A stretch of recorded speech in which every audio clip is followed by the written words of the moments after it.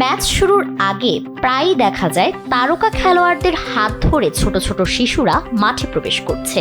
বিশ্বকাপ, euro, champions league কিংবা বিভিন্ন ঘরোয়া লিগ ফুটবলের প্রায় সব বড় আসরেই এই দৃশ্য এখন খুব পরিচিত। কিন্তু কখনো কি ভেবেছেন এই শিশুরা কারা? তারা কি বিশ্বখ্যাত খেলোয়াড়দেরই সন্তান, নাকি এর পেছনে লুকিয়ে আছে অন্য কোনো বড় রহস্য? শুধু একটি সুন্দর ঐতিহ্যই নয়, বরং এর পেছনে রয়েছে ফুটবলের এক দারুণ ইতিহাস এবং আবেগঘন এক উদ্দেশ্য। চলুন জেনে নেই।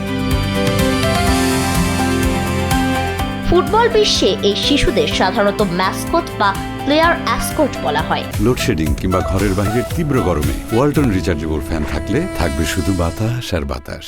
কোনো শিশু যদি পুরো দলের সঙ্গে মাঠে নামে তাকে ম্যাসকট বলা হয়, আর কোনো নির্দিষ্ট খেলোয়াড়ের হাত ধরে মাঠে প্রবেশ করলে তাকে বলা হয় প্লেয়ার অ্যাসকট।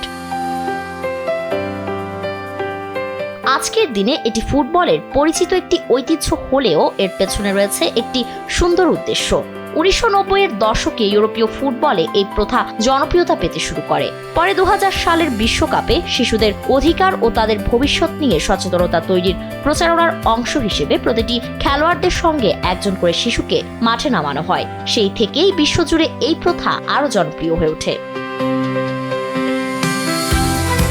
বর্তমানে শিশুদের মাঠে নামানোর প্রধান উদ্দেশ্য হলো খেলাধুলার প্রতি তাদের আগ্রহ বাড়ানো, ফুটবলকে পরিবার বান্ধব পরিবেশে উপস্থাপন করা এবং শিশুদের জন্য স্মরণীয় একটি অভিজ্ঞতা তৈরি করা।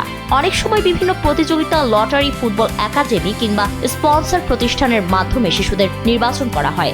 আবার কিছু ক্লাব সুবিধা বঞ্চিত বা বিশেষ চাহিদা সম্পন্ন শিশুদেরও এই সুযোগ দিয়ে থাকে।